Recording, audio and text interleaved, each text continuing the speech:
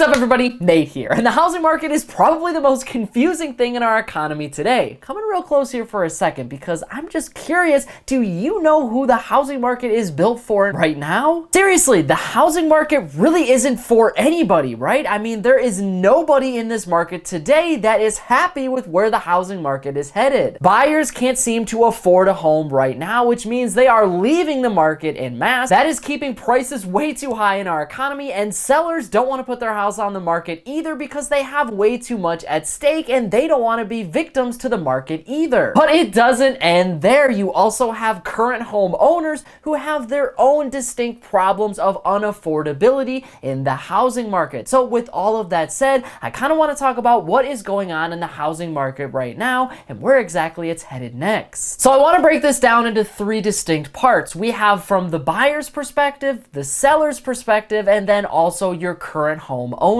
Buyers have kind of been going crazy over the last couple of years. We saw a pandemic explosion when interest rates were really low and homes were still pretty affordable for the average American, but that is definitely not the case today. The median price of a home right now is around $366,000, and in 2020 it was around $256,000. So we have seen an over $100,000 increase in the median price of a home all throughout the United States, and buyers just have not been able to keep up with that rising price. If you really think about it, the only way that Americans are able to afford a home is with their main source of income, and for the vast majority of Americans, their main source of income is through a typical 9-to-5 job. But the wage or the salary for that 9-to-5 job has not increased at the same rate as housing prices have gone up. That right there means that homes are unaffordable, and it's meaning that many Americans are just not going out and getting mortgages right now. They simply can't afford a home. That is pushing a lot of Americans into the renters market because the barriers to entry are not as high as they are in the housing market.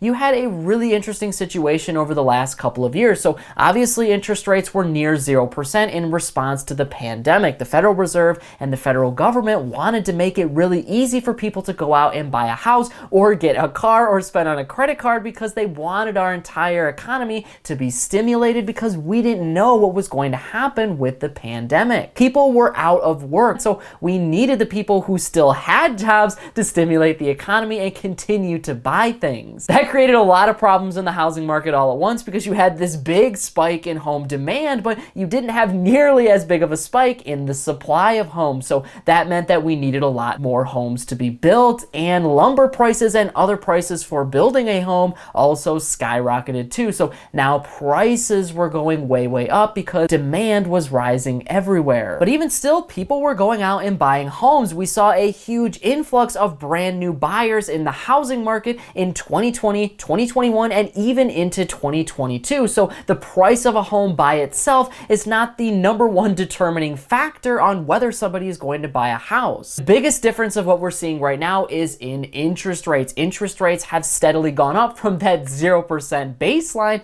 all the way up to now 6 and 7% for many Americans, and that just simply bars them from being able to buy a home. With interest rates at 0%, well, people were still saving money by maybe overpaying at the principal price of their house. So that is the total selling price of the home, but now they're paying an overinflated amount for the house and they're paying a really high interest rate. So that means that they're paying hundreds of extra dollars every single month simply because the interest rate is a lot higher. And to make matters worse, people simply can't qualify for a mortgage if interest rates get a lot higher. So if housing prices in their area are really high and interest rates are also really high, that means that people are not going to be able to afford the monthly payments on that mortgage. So they can't get a mortgage, which makes them disqualified and they're not able to get a house. Now, there has been a slight spike in demand throughout the United States because the Federal Reserve has sort of hinted at the fact that they might start to slow down their interest rates and maybe level off their hikes sometime this year. So that has meant that home building has increased a little bit. Sentiment actually jumped higher and faster than it has in over a decade. And we did see some more refinancing, and we did see some more buyers enter the market because they believe that the direction of the housing market is going the right way for them. So now they want to jump in because they believe that the Federal Reserve and our economic conditions are at their peak. However, we just don't know that for sure. And even with the slight spike in demand, the housing market is still way down from where it was in 2020, 2021, and 2022. We're just not seeing as many homes sold because homes are unaffordable and interest rates are still way too high. Prices might start to come a little bit down as demand comes down, but you have a pretty serious problem still in the housing market, and that is related to sellers. Now, from the seller side, things are a little bit different because sellers have a lot at stake here if they want to sell their house. First and foremost, the market is crazy right now, and sellers don't want to just put their house on the market because that means they're just going to have to re-enter this crazy market. They would rather hold on to their house, and they have a pretty big reason why. If you bought a house over the last couple of years, you got in at a historically low interest rate. So when I bought my house in 2020, my interest rate for my home was only around 3%. That level of interest rate is basically unheard of. You are almost never going to see that again.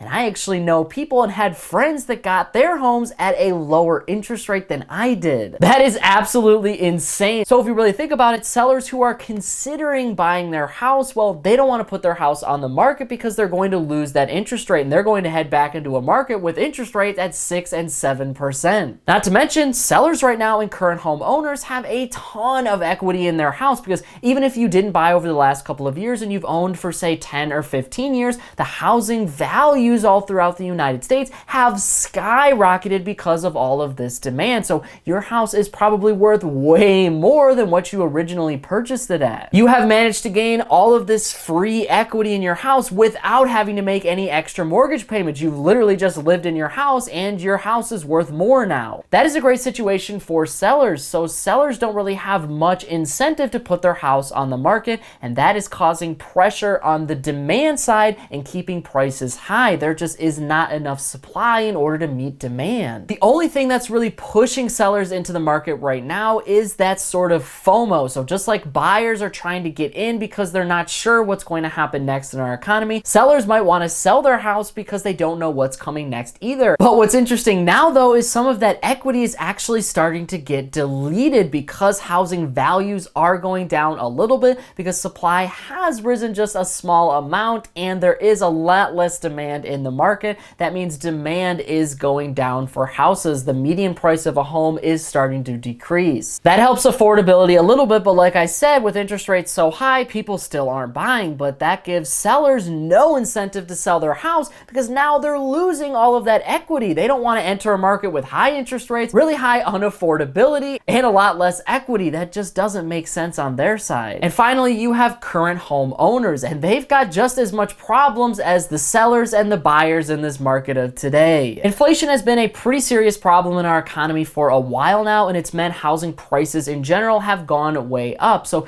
people who currently own their house, well, how exactly does that affect them? Well, it affects them because everything relating to their home is also going up in price. Utilities are going up, and any maintenance costs that you have on your home are also rising, not to mention insurance costs and taxes are also going up. Right now, Americans are paying around 25 to 26% of their entire income on their mortgage payment, and that is a pretty serious problem because it's just going up and they're not able to spread any of that income around on anything else in our economy, meaning businesses and jobs are getting hurt because of it. And that's not going to go away anytime soon because inflation is still a problem, and as long as inflation stays highly elevated, you're going to have people overspending for all of the same things that they used to buy for a lot cheaper. This economy also poses a lot of risks to current homeowners too, because we have seen hundreds of thousands of layoffs from tech companies, and a lot of those tech layoffs have also started to bleed into other industries in our economy. That means just about everybody is going to be affected in one way or another because businesses are trying to cut costs, and that is causing layoffs. Around 50% of millennials alone bought a house over the last couple of years, and now if they're laid off, how exactly are they going to make their mortgage payment? This is where a house actually becomes a burden on the average American consumer because now they're spending 26% of their income on their housing payment. So they're not able to put as much as they'd like to away in savings or investing. So that already puts them in kind of a financial pickle, but they can survive that as long as they are employed and continue to make more money. However, the problem comes in if they now become unemployed or are laid off, they're not going to be able to make that mortgage payment, and they have nothing to fall back on. And trust me, if Americans aren't able to make their mortgage payment anymore, then they're probably not going to be able to make a lot of their other payments. That could cause some widespread bankruptcies and foreclosures all throughout the United States. That affects real estate investors. That affects banks who have their hands in all of these mortgages. Now, overall, the whole point of this video is just to kind of showcase that there are pretty serious problems in the housing market right now. And at the end of the day, there is a big bubble that has been forming over the last couple of years. And eventually that bubble is going to have to pop. We don't know yet if it's going to affect buyers. We don't know yet if it's going to affect sellers or current homeowners, but my guess would be that it's going to affect all three. The housing market does have the ability to crash. We have seen that in the past, like with the 2007-2008 housing market crisis. Nothing lasts forever, and nobody knows what could be coming next for our economy, which means you need to be prepared for whatever outcome we see, whether the bubble continues to expand or pops in the future. But because of what's happening right now, absolutely nothing is happening in the housing market, and that means that something is going to have to change soon. But that is it for today's business and financial news breakdown. Thank you so much for watching. If you want to stay up to date with all the top business and financial news from around the country, our team puts together a free daily newsletter, and you can subscribe to it by clicking the link in this corner right here. And if you want to stay up to date with me and everything else happening in the business and financial world, I'm putting out updates 7 days a week over here on this channel, and I've actually got another one ready for you right here, so be sure to check that out before you go. That is it for me, everybody. Be kind out there, and I'll see you all in the next one.